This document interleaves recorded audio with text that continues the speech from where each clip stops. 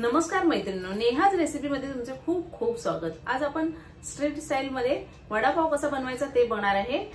हिरवी चटणी, लाल चटणी अशा आपण दोन प्रकारच्या चटण्या बनवून तिखट आणि स्पायसी असा वडापाव कसा बनवायचा ते आज आपण बघणार आहे। चला तर मग वेळ न घालवता वडापावची रेसिपी बनवायला घेऊया। पण त्याच्या आधी तुम्ही चॅनल नवीन असाल, अजून माझ्या चॅनल लाईक शेअर सबस्क्राइब केलं नसाल तर खाली लाईक शेअर सबस्क्राइबचं बटन आहे ते क्लिक करा। त्याच्या बाजूला बेल आयकॉनचं बटन आहे तेही क्लिक करा, म्हणजे ह्याच्या पुढचे माझे जे जे नवनवीन व्हिडिओ येतील त्याचे नोटिफिकेशन सर्वात आधी तुम्हाला येत जाईल।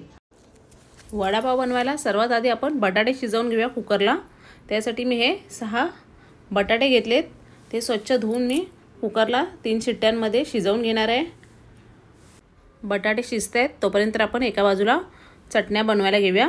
आता ही सर्वात आधी आपण सुकी चटणी बनवायला घेऊया। त्यासाठी मी 1 वाटी खोबरं घेतलं, 1 वाटी हे शेंगदाणे घेतलेत, भाजलेले शेंगदाणे आहेत, माझ्याकडे कूट तयार होता म्हणून तोच घेतलाय।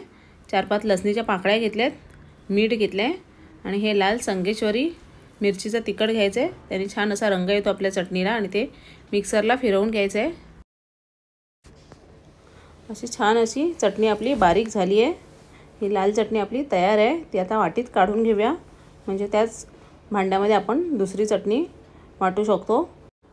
आता भाजीत घालायला हे थोडंसं दरदरीत वाटण करायचं, तुम्ही खलबत्त्यात पण कुटू शकता। थोडीशी कोथिंबीर घेतली आहे, 2 हिरव्या मिरच्या, आल्याचा तुकडा घेतला आहे आणि 2-3 लसणीच्या पाकळ्या घेऊन असं दरदरीत आपण वाटून घ्यायचं आहे। आता ही ओली हिरवी चटणी करते मी, त्यासाठी पण कोथिंबीर घेतले, 2 हिरव्या मिरच्या, आलं आणि लसूण घेतलं आहे, जिरं टाकलं 1 चमचा, साखर आणि मीठ टाकायचं आहे चवीनुसार आणि लिंबाचा रस टाकला आहे अर्धा आणि पाणी ओतून आपल्याला ही चटणी बारीक वाटून घ्यायची आहे। चटणीला छान हिरवा रंग येण्यासाठी तुम्ही थंड पाणी टाकलात तर छान हिरवा रंग येतो चटणीला, किंवा बर्फाचे तुकडे टाकून पण छान हिरवा रंग येतो। अशा आपल्या तिन्ही चटण्या तयार आहेत। आता आपण बेसनचं पीठ भिजवून घेऊया वड्यासाठी। 4 चमचे मी बेसन घेतलं आहे, त्यात ओवा टाकला आहे 1/2 चमचा, मीठ टाकलं आहे चवीनुसार, हिंग टाकलं आहे आणि हळद टाकले आणि थोडं थोडं पाणी घालून आपल्याला असं हे पीठ भिजवून घ्यायचं आहे। बेसनचं पीठ चाळून घेतलात तर त्याला गोळे पकडत नाहीत, म्हणून बेसनचं पीठ चाळून घ्यायचं आहे। चाळून नाही घेतलं तरी थोडं थोडं पाणी घालून जरी तुम्ही मिक्स केलात तरी गोळे पकडत नाहीत, म्हणून थोडं थोडं पाणी घालून आधी घट्टच पीठ भिजवून घ्यायचं आहे। नंतर गरजेनुसार थोडं थोडं पाणी घालून असं पीठ भिजवून घ्यायचं आहे।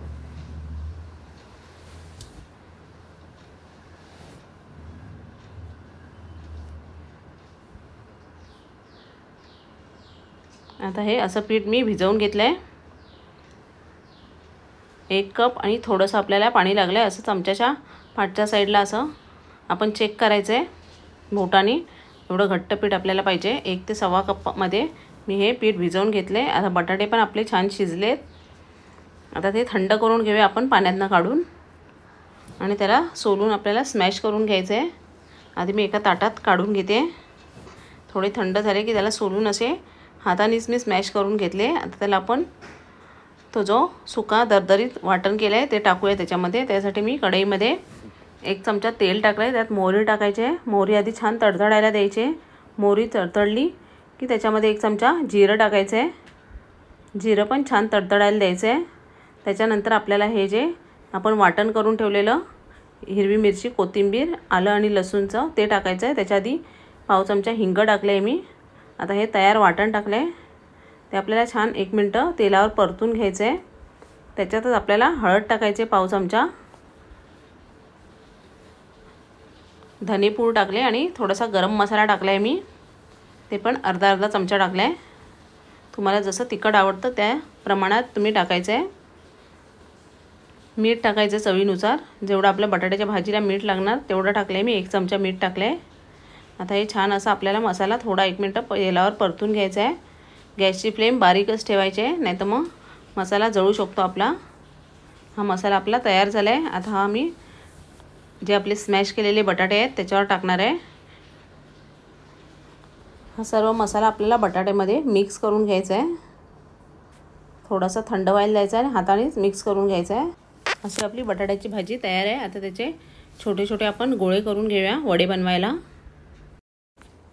असे सर्व एकाच साइजचे मी गोळे करून घेते।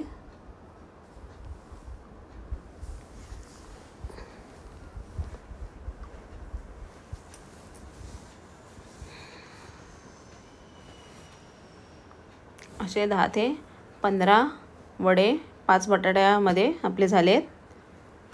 आता हे जे बेसनचं बॅटर आहे त्याच्यामध्ये मी हा एक एक वडा टाकून तेलामध्ये तळणार आहे। तेल पण एका साईडला मी तापायला ठेवले। असं चमच्याने पण टाकू शकता तुम्ही, जर तुम्हाला हाताने जमत नसेल। मी हातानेच टाकते आहे। तेल आपल्याला तापले, त्याच्यामध्ये हा एक एक वडा मी सोडते। असे आपले छान असे वडे आपण दोन्ही साइडनी तळून घेणार आहे व्यवस्थित सर्व साइडनी।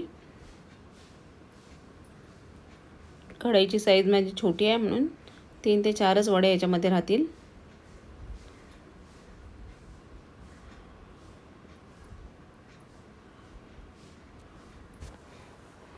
असे दोन्ही साइडनी आपले छान असे तळून झालेत वडे। आता काढूया। आता ह्याच्यामध्ये मी थोडासा चुरा बनवून घेणार आहे। त्याच पिठामध्ये थोडंसं पाणी टाकून असं बोटाने थोडं थोडं पीठ सोडून जो कुरकुरीत चुरा असतो तो बनवून घेणार आहे। हा बटाटे वडे केल्यावर जो शेवटचा जो चुरा असा उरतो तो पण खायला छान लागतो बटाटे वड्याबरोबर, म्हणून मी हा स्पेशली बटाटे वडे बनवताना चुरा बनवते आहे। छान असा दोन्ही साइडनी आपला झाला आहे भाजून। आता याला काढून घेऊया आपण। त्याच तेलामध्ये आता मी एक मिरची तळून घेते। मिरची कधी पण तळताना त्याला थोडीशी चीर पाडायची आणि तेलात टाकायची आहे, नाहीतर मिरची उडू शकते तेलातून बाहेर, म्हणून थोडीशी त्याला चीर पाडून घ्यायची आहे। छान अशी तेलामध्ये आपण ही डीप फ्राय केली आहे। आता काढून घेऊया। आता वडापाव बनवायचं सगळं आपलं तयार आहे। आता आपण वडापाव बनवायला घेऊया। पॅनमध्ये सर्वात आधी 1 चमचा तेल टाकते मी, त्याच्यावर 1 चमचा बटर टाकून आपल्याला जी लाल चटणी आपण वाटून ठेवलेली ती टाकायची आहे। बटरचा छान असा स्वाद येतो आपल्या वडापावला, म्हणून मी बटरवर थोडेसे त्याला गरम करून घेणार आहे पावांना। आता ह्याच्यावरती सुकी चटणी टाकते आहे। सुकी चटणी टाकून त्याच्यावर आपल्याला पाव मध्ये कापून आतल्या साईडला ही चटणी लागेल असं ठेवायचं आहे।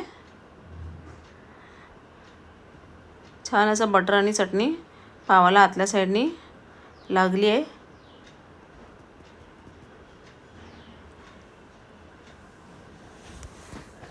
एक मिनिट त्याला गरम करून घ्यायचं आहे। आता त्याला सरळ करून दुसऱ्या साईडनी पण आपल्याला बटर आणि चटणी लावून त्याला गरम करून घ्यायचं आहे। आता याच्यावरच मी हिरवी चटणी पण लावून घेणार आहे। हिरवी चटणी लावायची आहे आणि मध्ये वडा ठेवायचा आहे आपल्याला आणि बंद करून घ्यायचा आहे पाव।